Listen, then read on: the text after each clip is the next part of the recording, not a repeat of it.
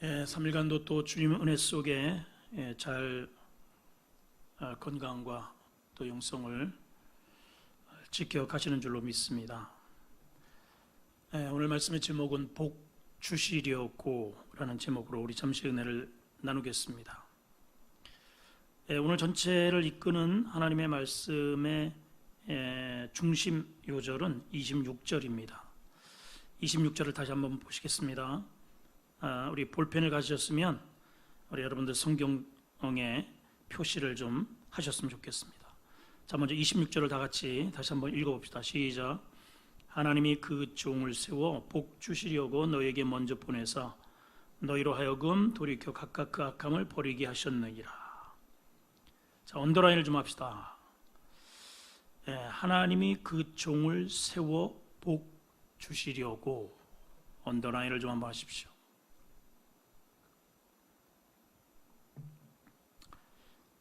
복 주시려고. 오늘 이 말씀 가운데 우리가 주목할 말씀은 하나님이 그 종을 세우셨다는 말씀입니다. 왜 종을 세우셨느냐? 복 주시려고. 여러분들에게 이 고난 속에서도 복이 임하기를 축복합니다. 자, 여기에 종은 누구를 가리킬까요? 여러분, 이 문맥을 한번 생각해 보십시오. 선지자들일까요? 아니면 신약 시대의 예수님의 제자들을 말할까요? 누구를 말할까요? 하나님이 그 종을 세워 복 주시려고. 문맥적 전후 문맥을 보면 여기에 이 종을 가리키는 대상은 예수님입니다. 예수님. 여러분 한번 생각해 보세요. 예수님은 하나님과 어떤 관계일까요? 부자지간이죠. 하나님 아버지, 또 하나님께서는 독생자 아들로 여기시는 분입니다. 아버지와 아들 관계입니다.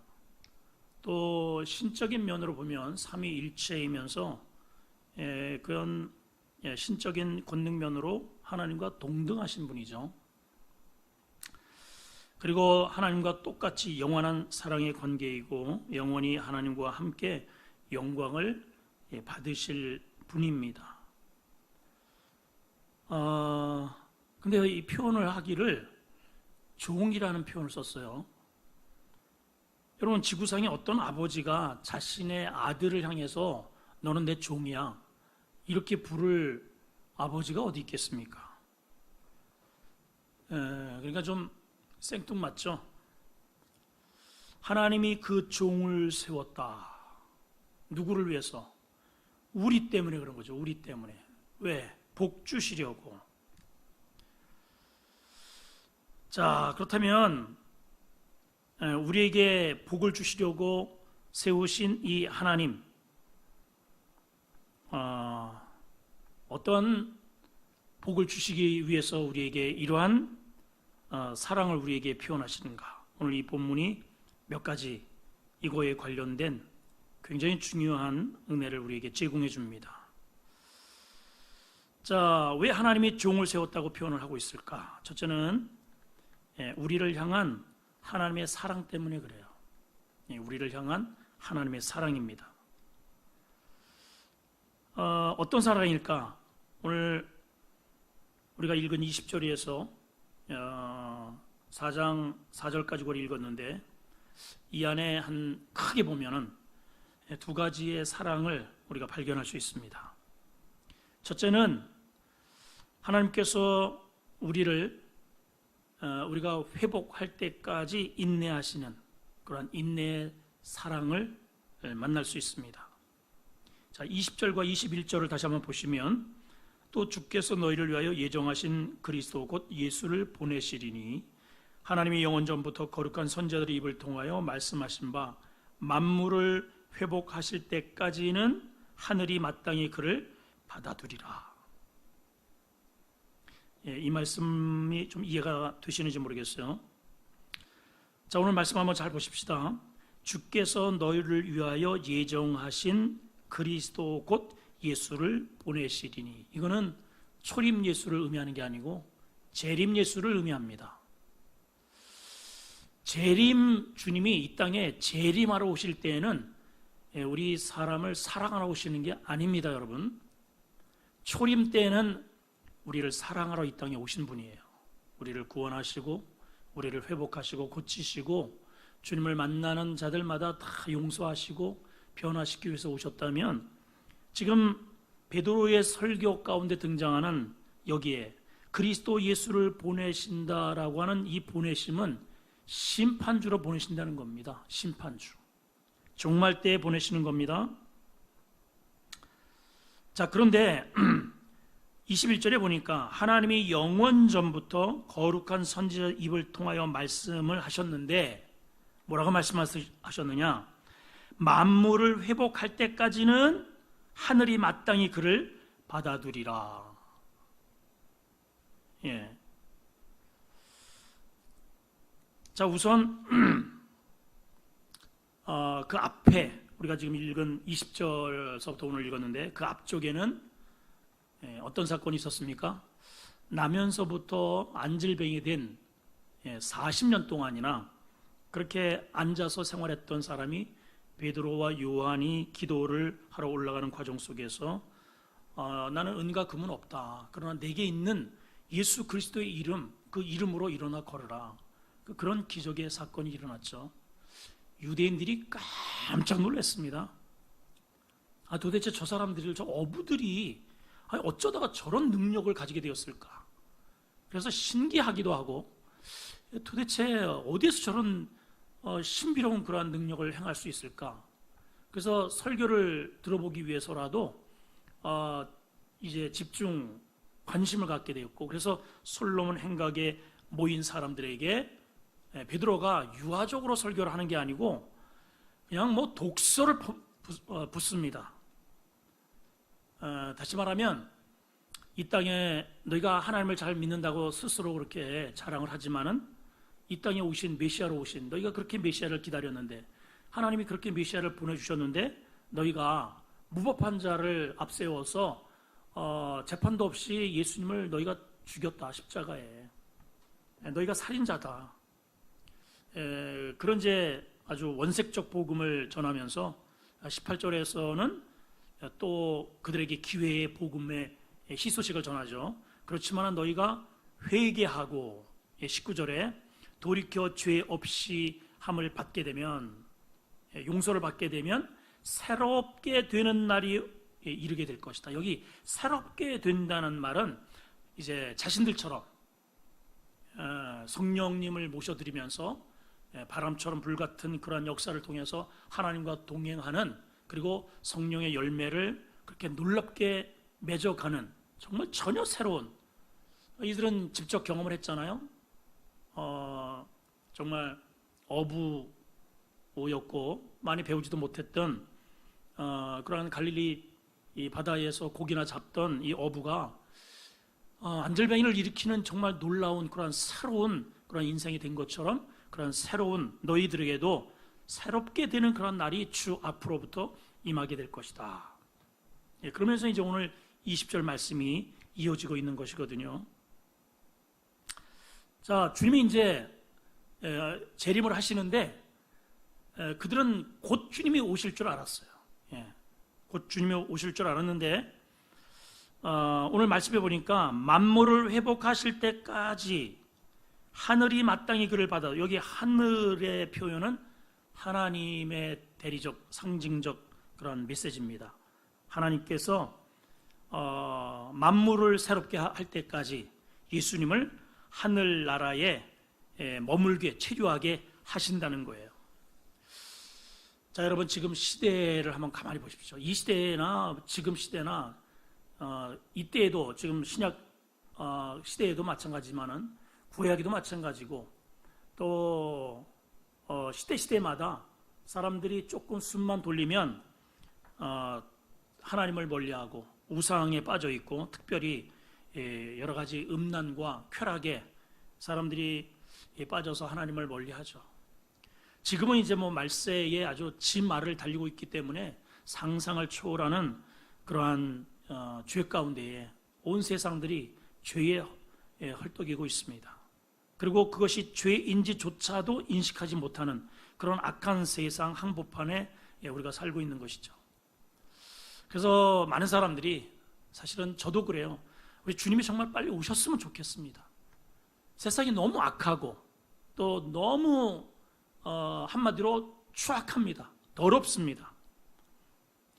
그런데 오늘 말씀해 보니까 하나님께서도 빨리, 예수님도 빨리 이 땅에 오셔서 당신의 사랑하는 자녀들, 믿음으로 사는 사람들을 하늘 나라로 그렇게 이끄시고, 아무리 외쳐도 전혀 속귀에 경익듯이 그렇게 인본주의로, 쾌락주의로 빠져가는 그러한 이 세상을 심판하시고 싶으실 텐데 왜 금방 오지 않으시는가?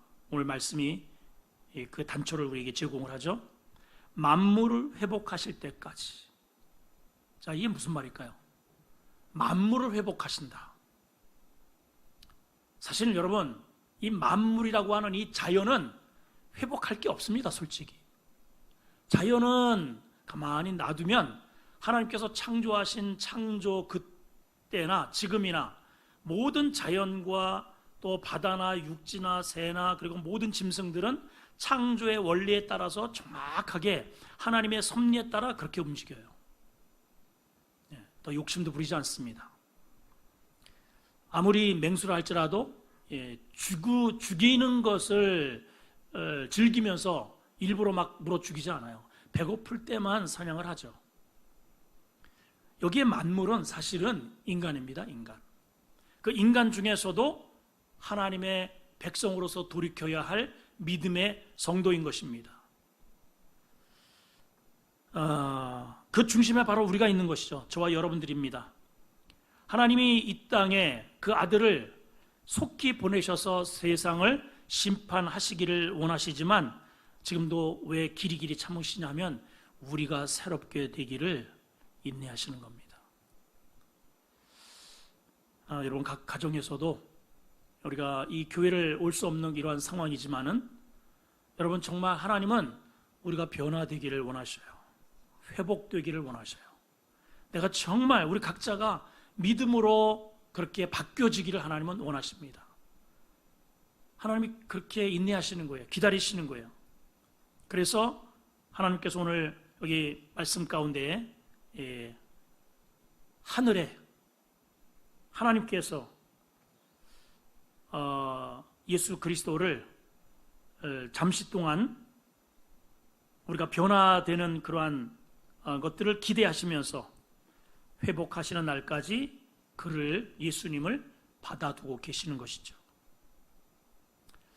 그러나 이 기다림은 끝까지 영원토록 이렇게 기다리기만 하시는 게 아니고 정한 때가 되면 그 기다림은 종식되고 예수님이 이 땅에 오셔서 신불신 간에 분명히 심판이 있다는 사실을 우리는 반드시 깨달아야 하고, 그리고 우리는 평소에 반드시 그날을 준비를 해야 합니다. 자, 두 번째는 어떠한 약속의 어떠한 사랑인가? 25절을 보시면 같이 한번 읽어봅시다. 25절 어떤 사랑인지 한번 봅시다. 시작. 너희는 선지자들의 자손이요 또 하나님이 너희 조상과 더불어 세우신 언약의 자손이라. 아브라함에게 이르시기를 땅 위의 모든 족속이 너의 씨로 말미암아 복을 받으리라 하셨다 그랬습니다. 여기 두 번씩이나 강조되는 말씀이 있습니다. 어떤 말씀이냐면 선지자들의 자손, 또 조상과 더불어 세우신 언약의 자손, 그리고 중요한 것은 너의 씨로 말미암아 복을 받겠다. 여러분, 사실은 우리 씨는 좋지 않아요. 우리 모든 아담 이후에 태어나는 모든 씨는 다 죄의 씨입니다. 선천적으로 태어나면서부터 죄를 짓도록 그러한 이미 유전인자를 가진 모든 인간들, 절대로 씨가 좋지 않습니다. 그럼에도 불구하고 하나님께서 우리 이 아브라함, 이 조상의 이러한 씨로 말미암아서 복을 이어가시겠다고 약속을 하십니다. 결국은 이 씨는 어디에로 이어지느냐? 약속을 통해서 새롭게 되어지는, 그래서 아브라함으로 이어져서 다윗의 계보로 이어서 정말 이 땅에 이 세상을 새롭게 할 메시아의 씨 예수 그리스도를 상징을 당연히 하겠죠. 그래서 유대인들을 가리켜서 언약의 자손, 약속의 자손이라고 일컫는 것입니다. 이들은 세계 만민 가운데에서 하나님께서 이들을 택하신 유일한 선민들입니다. 굉장한 자부심을 가지고 있습니다. 그렇기 때문에 이들은 다른 민족에 비해서 하나님으로부터 월등한 축복을 받은 민족입니다. 여러분, 우리가 세상 살면서도 누군가가 나를 선택했다. 우리 결혼도 마찬가지잖아요. 또 직장도, 직장에서 나를 선택해서 내가 좋은 직장에 갔을 때 우리 큰 소리 치며 살 수 있습니다. 근데 이 세상에 수백 개의 나라 가운데 하나님께서 작은 우리나라의 강원도만한 그러한 이스라엘을, 그것도 선민, 노예 생활하고 종 생활했던 그러한 유대인들을 선택했다고 하는 사실은 굉장한 이러한 이슈입니다. 축복입니다. 내세울 것이 한 개도 없는 노예에 생활했던, 그리고 전부 유명민이고 다 떠돌이 인생인데 하나님이 어째 이런 사람들을 선택을 하셨을까? 그것은 다른 게 아니에요. 이들이 내세울 것은 한 개도 없지만은 은혜로 되어진 것을 알라는 것입니다.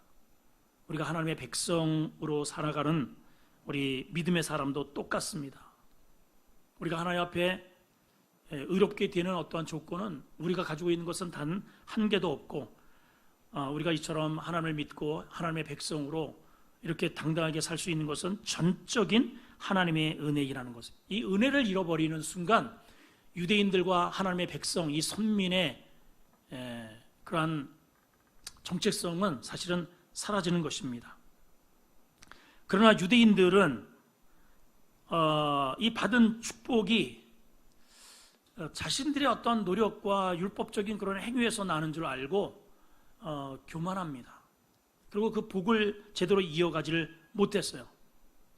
유대인들은 그렇게 과거의 약속, 또 계속 약속으로 이어지고 할례로 이어진 그런 백성들이기 때문에 타민족에 비해서 굉장한 선민 의식이 굉장히 강합니다. 자기들을 하나님이 선택했다는 그러한 의식 때문에 아주 굉장한 자부심을 가지고 있습니다. 자, 그렇다면 저와 여러분들은 어떨까요? 사실은 우리는 유대인들이 받는 복보다 우리 지금 신약에 살고 있는 저와 여러분들, 비록 유대인들이 아니고 이방인이지만은 오히려 유대인들보다 훨씬 더 비교도 되지 않는 축복과 약속을 받은 사람들이 바로 우리라는 사실입니다. 마태복음 13장 16절에 17절에 보게 되면 이런 말씀이 기록이 되어 있습니다. 예수님이 직접 하신 말씀 가운데 16절을 보시면, 그러나 너희 눈으로 봄으로 너희 귀는 들음으로 복이 있도다. 내가 진실로 너희에게 이르노니 많은 선지자와 의인이 너희가 보는 것을 보고자 하여도 보지 못하였고, 너희가 듣는 것들을 듣고자 하여도 듣지 못하니. 누구에 관한 말씀일까요? 복음에 대한, 복음이 누구죠? 예수 그리스도에 관련된 말씀입니다. 저들은 구원의 씨라고 하는 약속을 받았습니다. 그 씨라고 하는 약속을 받은 민족이기 때문에 그들은 대단한 자부심을, 선민 의식을 가지고 있었던 거죠. 아주 말 그대로 어깨에 힘을, 목에 힘을 주고 사는 그런 민족입니다. 근데 저와 여러분들은 어떻습니까? 구원의 씨, 약속을 받은 게 아니고 구원의 씨이신 그 자체, 아주 씨 자체인 예수 그리스도에게로부터 직접 천국 약속을 받은 자들 아니에요, 우리가? 그러나 유대인들보다 훨씬 저와 여러분들이 유대인들과는 비교도 되지 않는 그러한 언약의 백성들이죠, 우리가. 자, 마태복음 19장 28절을 한 번 더 보시겠습니다. 마태복음 19장 28절 말씀을 보시면, 시작. 예수께서 이르시되 내가 진실로 너에게 이르노니 세상이 새롭게 되어 인자가 자기 영광의 보좌에 앉아 있을 때에 나를 따르는 너희도 12 보좌에 앉아 이스라엘 12지파를 심판하리라. 자, 이게 무슨 말입니까? 유대인들은 아브라함의 후손으로서 약속을 받은 민족입니다. 할례를 받았어요. 굉장한 자부심을 가지고 있습니다. 자, 그런데 우리는 성령 안에서 하나님의 자녀로 주님께로부터 직접 약속을 받은 자라는 말씀이에요, 이 말씀이. 그렇기 때문에 우리는 세상 어느 누구와 비교할 수 없는 아주 복덩어리입니다. 우리가 복덩어리. 세상에서는 잠시 우리가 믿음으로 인해서 믿는 자들의 이 믿음을 사단은 굉장히 시기를 합니다. 그래서 고난이 있는 겁니다. 그래서 잠시 이 땅에 살면서 고난을 당할 수 있을지 모르지만 우리가 장차 주님과 천국에서 영원한 그러한 복락과 영광과 그러한 행복을 누리게 될 귀하신 몸들이에요, 우리가. 그러므로 우리 성도들은 어떤 상황에서도 우리가 주눅 들을 필요가 없다는 사실입니다. 어깨를 펴야 합니다. 그리고 그런 영광의 자리로 인도해 주시는 주님을 위해서 내가 할 수 있는, 우리 성도들이 할 수 있는 최상의 것, 최상의 헌신, 최상의 영광, 그리고 우리에게 주어진 이 귀한 믿음을 그 세상 어떤 것과도 바꿀 수 없습니다. 잘 지켜나가야 한다는 사실입니다. 세 번째는 하나님이 우리에게 주시는 또 우리를 위한 사랑이 어떤 사랑이는가? 먼저 주신 사랑이라는 거예요. 먼저 주신 사랑. 아까 우리 중심 9절 26절 후반부를 보시면은 하나님이 그 종을 세워 복 주시는데 너희에게 먼저 보내셨다 그랬어요. 너희에게 먼저 보내사 너희로 하여금 돌이켜 각각 그 악함을 버리게 하셨다. 지구상에서 가장 먼저 복음을 들은 사람들이 유대인입니다. 여러분, 우리가 세상 살면서 직장 생활이나 아니면 가정이나 하여튼 학교나 모든 단체 생활을 할 때 어떤 기가 막힌 좋은 정보를 먼저 듣는다는 것은 그만큼 성공할 수 있는, 그리고 선점할 수 있는 그러한 좋은 입지를 갖게 되는 것이죠. 먼저 좋은 정보를 듣는다는 것은 굉장한 어드밴티지를 가지고 있는 것입니다. 그러니까 유대인들이 말씀을 가지고 있고 복음을 가지고 있고 또 그 유대인들 이스라엘에서 예수님이 나셨고 거기에서 성령님이 유대인 마가 다락방에서 성령의 역사가 이루어졌고 교회가 먼저 생겼고 이거는요 지구상에서 유대인들이야말로 복을 아주 차고난 호박이 넝굴채 들어온 그러한 경우가 되는 것이죠. 그래서 19절에도 아까 말씀드린 대로 베드로는 이분만 제대로 마음으로 영접하고 이분과 더불어 우리의 삶의 자리를 성령님께 이분께 우리의 선장의 자리를 내 운전대를 양보하여서 성령께서 내 인생을 다스려 가도록 그렇게 하기만 한다면 좋은 날이 온다 그래요. 좋은 날. 여기 원어를 보게 되면 여기 날이 카이로스라고 하는 단어인데 이 카이로스라고 하는 이 날이 어떤 의미도 있느냐 하면은 이 찬스, 다시 말하면 기회라고 하는 의미도 있습니다. 그러니까 새롭게 되는 날은 어떤 의미냐면은 너희에게 좋은 기회의 날이 온다 이런 뜻이거든요.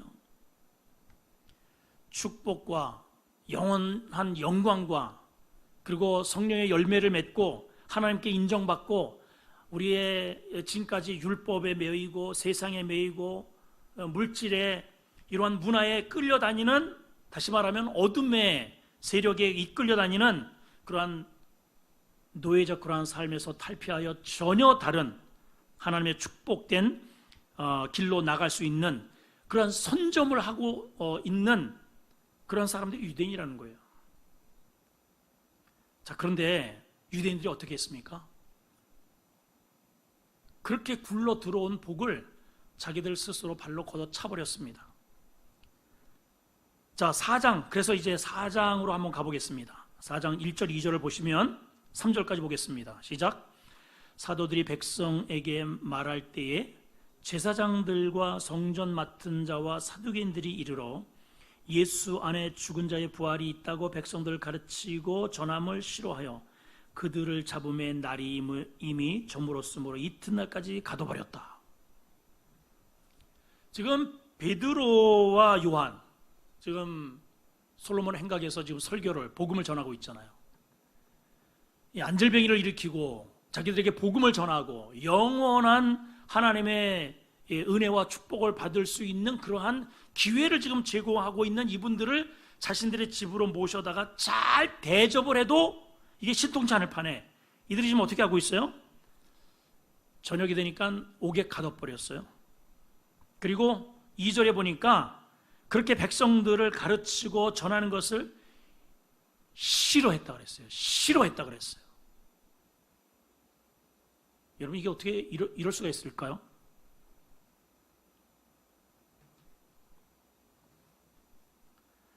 근데 이렇게 싫어하는, 백성들을 가르치고 전하는 것을 굉장히 싫어하죠.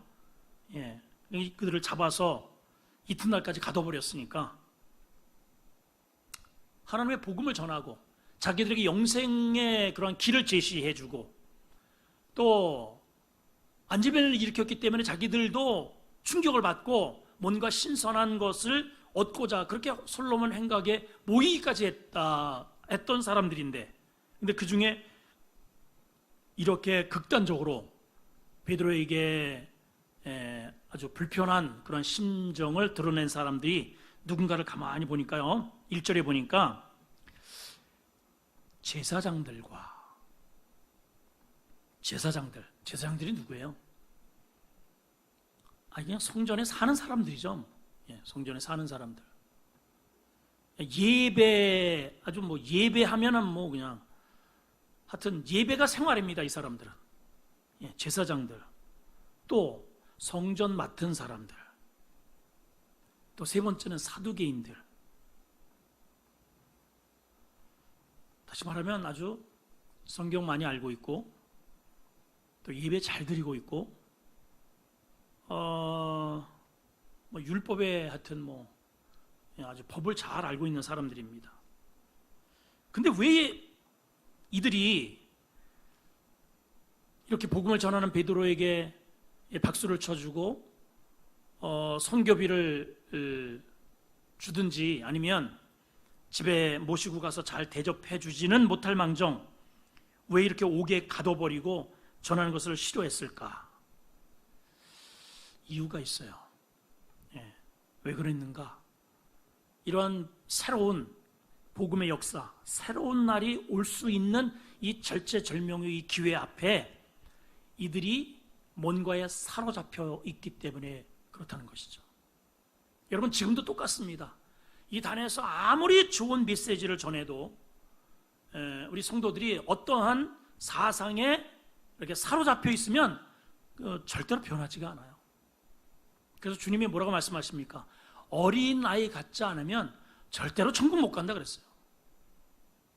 어린아이 같다라고 하는 의미는 뭐냐면 순수성입니다. 순수함. 이들은 뭔가를 지금 알고 있다고 생각을 하죠. 제사장이니까, 성전에서 늘 생활을 하니까, 사두개인들이니까, 지도자들이니까. 자, 이들이 도대체 뭐에 사로잡혀 있을까? 세 가지만 잠시 소개를 합니다. 첫째는 기득권에 사로잡혀 있습니다. 기득권. 제사장이라고 하는 기득권, 성전은 내가 주인이라고 하는 기득권. 기득권에 사로잡혀 있어요. 우리 신앙생활 하면서도 잘 변화되지 않는 그러한 사람들은 이 기득 세력들입니다. 기득 세력들. 참 변화되기가 참 쉽지 않아요. 오늘 이 말씀을 통해서 내가 정말 진리이고 복음을 들어야 할 내가 나의 어떤 이 자리 때문에 어떠한 지금까지 오래 예수를 믿었고 뭔가를 내가 지금 차지하고 있다고 하는 그런 어떠한 이미 되어졌다라고 하는 그러한 기득적인 그러한 이론 때문에 하나님의 복음에 더 가까이 가지 못하는 것은 나에게 뭔가 있지 않는가, 우리가 한번 깊이 생각을 하셨으면 좋겠습니다. 두 번째는요, 당의 정체성 때문입니다. 당. 여기 사두개인이라고 하는 사람들이 나오죠. 사두개인이라는 당입니다. 당. 사두개인이라고 하는 당. 이들의 당의 정체성이 뭐냐? 이들은 부활을 믿지 않아요. 그러나 개인적으로는 믿을 수 있을지는 모르지만은 그 당, 그 회라고 하는 그 당의 전체적인 결정 사항이 뭐냐면은 부활은 없다는 거예요. 부활은 사람이 인간이 죽으면 끝이지 무슨 부활이 있느냐? 그게 당의 정체예요. 우리 선거 얼마 안 남았죠. 특히 지금 우리 백성들도 그렇고 특별히 이렇게 당을 형성하고 있는 그런 사람들도 그렇고 자기 어떤 개인적인 어떠한 이런 생각보다는 당이 어떠한 그러한 정책을 딱 세우면은 그 내부에 있는 모든 사람들은 다 그 당의 정책에 끌려다니고 또 그 당을 지지하는 백성들조차도 그것이 옳고 그름을 생각하지 않고 그냥 맹종하는 그런 경우가 있습니다. 지금 사두개인이 똑같은 거예요. 이들은 부활을 믿지 않으니까 베드로가 아무리 좋은 복음을 전하고 살아계신 또 예수 그리스도의 부활의 메시지를 전해도 이들에게는 해당부죠. 여러분, 우리가 지금 어떠한 사상에 사로잡혀 있는지 우리가 한번 생각해 볼 때입니다. 세 번째는 불신앙에 사로잡혀 있습니다. 복음의 진리를 아예 싫어합니다. 여러분, 왜 싫어하는지를 아셔야 됩니다. 여러분, 기독교의 핵심이 뭐라고 생각을 하세요? 기독교의 핵심이 뭡니까? 기독교의 코어, 핵심, 부활 종교입니다. 부활. 기독교를 통해서 교회를 나와서 새롭게 되고 착한 사람이 되고 선행을 하고 그거는 굳이 교회를 안 나와도 우리가 얼마든지 수련을 통해서도 또 다른 종교를 통해서도 도덕적인 그러한 변화는 얼마든지 가능합니다. 그러나 다른 여타의 어떠한 종교도 흉내낼 수 없는 기독교만이 가지고 있는 강력한 기독교의 핵심 교리와 진리가 뭐냐? 부활 종교입니다. 부활. 주님이 부활하셨다는 거예요. 여러분, 사단의 힘은 어디에 있느냐? 사단. 마귀의 권세는 어디에서 나오느냐? 마귀는 죄가 있는 곳에는 왕노릇합니다. 사망 권세 잡은 자예요, 이 마귀는. 그러니까 죽음을 가지고 협박을 하는 겁니다. 너 죽어? 하면 사람들은 꼼짝 못합니다. 근데 주님이 그 죽음, 모든 사람들이 두려워하는 그 사망 권세를 이기시고 부활하셨단 말이에요. 이게 우리 기독교의 진리입니다. 그러니까 이것에 대해서 치명적으로 치명타를 받는 존재가 누구냐면 사단입니다. 사단. 그 본고지가 완전히 그냥 무너져 버리는 것이죠. 그러니까 부활의 복음이 들어가는 심령과 가정과 교회는 그 사망 권세가 떠나가게 되어 있는 겁니다, 여러분. 아멘. 단순히 우리가 교회를 신앙생활을 해서 어떤 환경이 변화되어지고 착해지고 이렇게 좀 거친 말이 좀 누그러지고 이런 게 아니고 기독교의 복음의 핵심은 부활 종교이기 때문에 사망 권세가 힘을 쓰지 못한다는 거예요. 그러니까 사망 이 권세 잡은 자가 교회에 대해서 또 특별히 신학에 대해서 또 현대 종교를 통해서 교회를 다녀도 그 사람에게 끊임없이 요구하는 게 뭐냐 하면 부활을 믿지 못하게 만드는 것입니다. 부활을. 지금 예수님이 이 당시에도 그랬고 지금은 현대 종교라고 하는 것이 태동이 되어서 지금 미국에도 마찬가지지만 서구의 보고에 의하면 목회자들이 이건 일반 평신도가 아닙니다. 목회자들 중에 40%에 육박하는 자들이 부활을 안 믿는다는 거예요. 그냥 종교 생활하는 겁니다. 도덕적 그러한 메시지를 전하고 있다는 것입니다. 그래서 예수님의 부활, 예수님의 존재 자체, 예수님의 기적 사건, 언약과 모든 주님의 사역을 다 신화로 다 만들어 버렸어요. 지금 한국에도 몇몇 교단 가운데, 심지어는 총신조차도 끊임없이 이 자유주의적인 이러한 물결들이 끊임없이 도전을 합니다. 예수님의 진리의 그 절대 불변의 하나님의 말씀, 이 진리, 이거에 대해서 끊임없이 도전을 하는 거예요. 자꾸만 사람 냄새를 풍기게 만드는 것입니다. 하나님의 말씀에 대한 권위를 자꾸만 떨어뜨리고자 하는 그러한 도전들을 끊임없이 하고 있는 거예요. 우리는 여기에 배격해야 됩니다. 저는 목회자로서, 특별히 우리 총신을 나온 칼빈주의자로서 하나님의 말씀 1.1회 그대로 축자 영감서를 저는 그대로 믿는 사람입니다. 여기에 더할 수도 없고 뺄 수도 없어요. 성경이 그렇게 증거하고 있습니다. 특별히 우리 성도들은 부활 종교, 부활 신앙을 가지고 있어야 됩니다. 주님은 사망 권세를 이긴 승리자다. 이것을 우리 예수 믿는 사람들이 믿을 때에 내 안에서 더 이상 사망의 세력들이 힘을 쓰지 못하게 되어 있는 거예요. 여러분 지금도 한번 보십시오. 나 죽을 수 있어.